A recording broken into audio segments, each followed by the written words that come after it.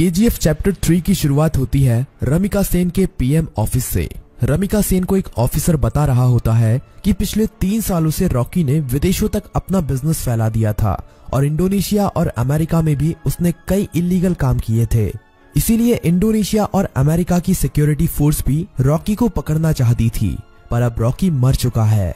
पर इंडोनेशिया और अमेरिका में रॉकी के इलीगल काम अभी भी चल रहे हैं। रमिका सेन कहती है तो इंडोनेशिया और अमेरिका की गवर्नमेंट को उसके खिलाफ एक्शन लेना चाहिए।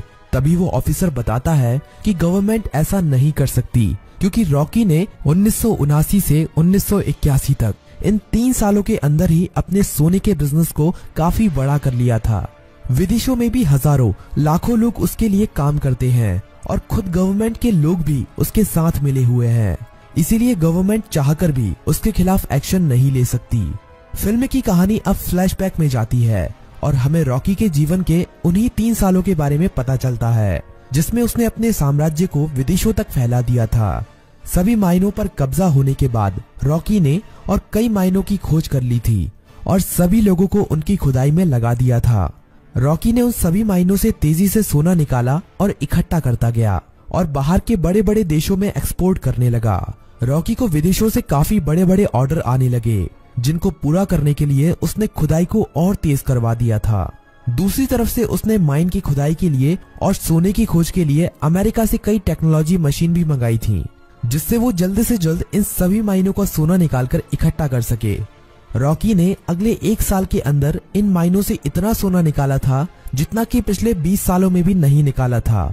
दूसरी तरफ रॉकी ने अपने इलाके को एक इंडस्ट्रियल एरिया बना लिया था और माइन में काम करने वाले लोगों के लिए उसने अच्छे घर, स्कूल, कॉलेज, अस्पताल सब कुछ बना दिए थे। इसीलिए खुदाई करने वाले लोग उसे काफी पसंद करते थे और उसके लिए अपनी जान देने के लिए भी तैयार थे। धीरे धीरे करके रॉकी का साम्राज्य बड़ा ही होता जा रहा था। विदेशों में सोने का एक्सपोर्ट करते करते रॉकी की जान पहचान भी विदेशों की सरकार से भी हो गई और सरकारों के कई लोग रॉकी के साथ मिल गए। रॉकी कई बार इंडोनेशिया और अमेरिका में भी गया था। वहां पर भी उसने अपने सोने के साम्राज्य को काफी बड़ा कर लिया था। इस साम्राज्य को फैलाने में सरकार के कई लोगों ने उसकी मदद की थी और रॉकी ने एक गैंग अपनी इंडोनेशिया में और एक अमेरिका में भी खड़ी कर ली थी और रॉकी ने इन गैंग के लिए अपना एक एक लीडर भी बना लिया था और रॉकी उन सभी का राजा बन गया था। इस तरह से रॉकी ने अपने साम्राज्य को विदेशों तक फैला दिया था। अब कहानी फ्लैशबैक से बाहर आती है और हमें दिखाया जाता है कि जब रमिका सेन ने भारत में रॉकी के साम्राज्य को खत्म कर दिया था और रॉकी अपना सारा सोना लेकर समुद्र के बीच में चला गया था, वहां पर रॉकी ने इंडियन नेवी को खुद मैसेज करके उसे मारने के लिए कहा था।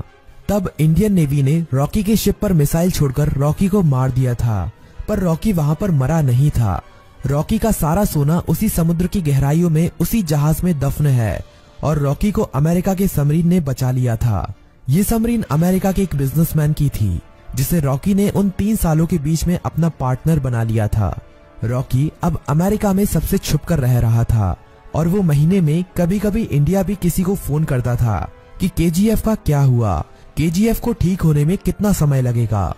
अब कहानी इंडिया में शिफ्ट होती है और हमें दिखाया जाता है कि सलार केजीएफ के तबाह होने के बाद केजीएफ को दोबारा से खड़ा कर रहा है और जो लोग बच गए थे उन सभी लोगों के साथ मिलकर रॉकी के साम्राज्य को दोबारा से खड़े करने में लगा हुआ है। सलार ये सभी रमिका सेन से छुपाकर कर रहा है, पर बहुत जल्द रमिका सेन को भी इसके बारे में पता चलने वाला है। धीरे धीरे करके सलार रॉकी के साम्राज्य को दोबारा से खड़ा कर देता है और दोबारा से माइनों में खुदाई शुरू हो जाती है। अब सलार रॉकी को फोन करता है और कहता है, मालिक, हमने आपका साम्राज्य दोबारा से खड़ा कर दिया है। जिस तरह आपने कहा था, अब आपके लौटने का समय आ चुका है। रॉकी कहता है, सलार, तुम्हारे लिए मेरे पास एक काम और है। तुम्हें उस सोने को समुद्र से निकालना है जो हमने इतने सालों से वहां पर छुपा के रखा है। वो हमारी माइनों से ही निकला हुआ सोना है। इसे हमें किसी भी कीमत पर समुद्र से निकालना है। इस सोने की मदद से ही मैं दोबारा से भारत में अपने साम्राज्य को खड़ा करूंगा। सलार सोने को समुद्र से निकालने के काम में लग जाता है और इंडिया में अब एंट्री होती है रॉकी की। सलार अपने लोगों को कहता है कि मालिक कई सालों के बाद यहाँ पर पधार रहे हैं, उनके स्वागत में कोई भी कमी नहीं रहनी चाहिए। किसी को नहीं पता था कि ये मालिक कौन है। रॉकी अकेला ही अमेरिका से आ रहा होता है। केजीएफ में रॉकी का स्वागत धूमधाम से किया जाता है। सभी लोग रॉकी को देखकर हैरान थे क्योंकि उन्हें लग रहा था कि रॉकी मर चुका है, लेकिन रॉकी तो अभी जिंदा है। रॉकी अपनी माइनों का काम देखने के बाद सीधा मिलना चाहता था रमिका सेन से। सलार कहता है कि हम भी उसके साथ चलेंगे, पर रॉकी कहता है कि नहीं, मैं अकेला ही मिलने जाऊंगा। रॉकी अकेला ही अपनी रोल्स रॉयल कार में जा रहा होता है। तभी नाके पर पुलिस उसे पकड़ लेती है। पुलिस वाले जानते नहीं हैं कि वो रॉकी है। वो रॉकी के पास लाइसेंस न होने की वजह से और ओवर स्पीडिंग होने की वजह से थाने ले जाती है। वहाँ पर रॉकी कुछ नहीं बोलता, बस अपने आदमियों को फोन कर देता है। थाने में बड़ा ऑफिसर आता है और रॉकी से चिल्लाकर बात करने लगता है। तभी पूरा पुलिस स्टेशन हिलने लगता है और कई हेलीकॉप्टर और बंदूक लेकर रॉकी के आदमी यहाँ पहुँच जाते हैं। उन आदमियों से एक आदमी रॉकी का लाइसेंस लेकर थाने के अंदर आता है और पुलिस को लाइसेंस दिखाता है। पुलिस वाला लाइसेंस पर रॉकी का नाम पढ़कर हैरान रह जाता है और रॉकी को वहाँ से जाने देता है। रॉकी अब सीधा रमिका सेन से मिलने के लिए जाता है। रॉकी के पहुंचने से पहले वो पुलिस वाला रमिका सेन तक ये खबर पहुंचा देता है कि रॉकी अभी भी जिंदा है। रमिका सेन ये खबर सुनकर हैरान हो जाती है कि अभी तक रॉकी कैसे जिंदा है।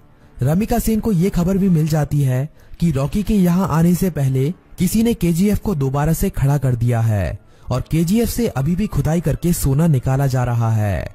अब पीएम ऑफिस में एंट्री होती है रॉकी की। सभी लोग रॉकी को देखकर हैरान थे। रॉकी सीधा मिलने जाता है रमिका सेन से। रॉकी रमिका सेन से कहता है कि मैंने कहा था ना, युद्ध हुआ तो जीतूंगा मैं, और जीत मेरी ही हुई है। रमिका सेन कहती है कि अच्छा है, तुम जिंदा हो, अब मैं तुम्हारे सामने ही तुम्हारे केजीएफ को तुमसे छीन लूंगी। रॉकी कहता है कि उसकी नौबत ही नहीं आएगी। रमिका सेन रॉकी की इस बात को समझ नहीं पाती। तभी रॉकी वहाँ से चला जाता है।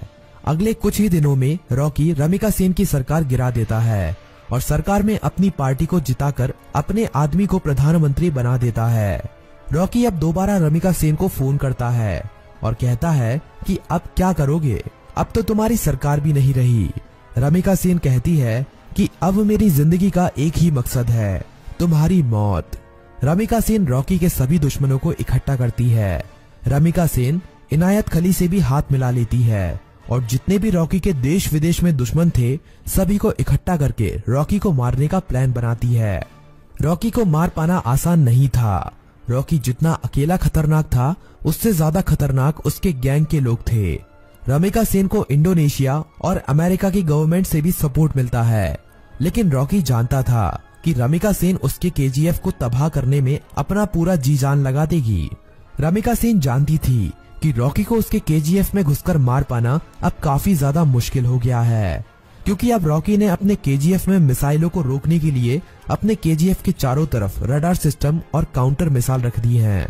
अब अगर कोई भी उसके केजीएफ के अंदर घुसने की कोशिश करेगा तो वो मारा जाएगा। रमिका सेन जानती थी कि रॉकी को मारने के लिए उसको केजीएफ से बाहर निकालना पड़ेगा और अकेले रॉकी के मरते ही उसका सारा साम्राज्य खत्म हो जाएगा। इंडिया में अपनी गवर्नमेंट खड़ी करने के बाद इंडिया की गवर्नमेंट रॉकी के लिए एक काफी बड़ी पार्टी रखती है। इस पार्टी में विदेशों के बड़े बड़े बिजनेसमैन, बड़ी बड़ी गवर्नमेंट के लीडर आते हैं। रॉकी की सिक्योरिटी के लिए इस पार्टी में काफी ज्यादा सिक्योरिटी लगी हुई थी। रॉकी पार्टी में पहुंच जाता है। थोड़ा नाच गाना होने के बाद पार्टी में एंट्री होती है रमिका सेन की। रॉकी से थोड़ी बातचीत करने के बाद रमिका सेन कहती है कि अब समय आ गया है कि तुम्हारे साम्राज्य को यहीं पर खत्म कर दिया जाए। पर तभी रॉकी के चारों तरफ हजारों लोग उसके ऊपर बंदूक तानकर खड़े हो जाते हैं। रॉकी की खुद की गवर्नमेंट उसे धोखा दे देती है और विदेशों से आए हुए बिजनेसमैन भी उसकी मौत का तमाशा देखने के लिए वहां पर आए हुए थे। सभी विदेशों के बिजनेसमैन चाहते थे कि रॉकी की मौत होने के बाद वो केजीएफ पर कब्जा कर लेंगे और अपने बिजनेस को फैलाएंगे और ढेरों पैसा कमाएंगे। ये सब देखकर रॉकी खुद हैरान रह जाता है, पर रॉकी जानता था कि एक दिन उसकी मौत जरूर होगी, इसीलिए वो अपने आखिरी पल में भी निडर रहता है। रमिका सेन कहती है कि देखा, आखिर तुम्हारे लोगों ने ही तुम्हें धोखा दे दिया। इतना कहते ही सभी लोग रॉकी को गोलियों से भून देते हैं और रॉकी की मौत वहीं पर हो जाती है और फिल्म यहीं पर खत्म हो जाती है।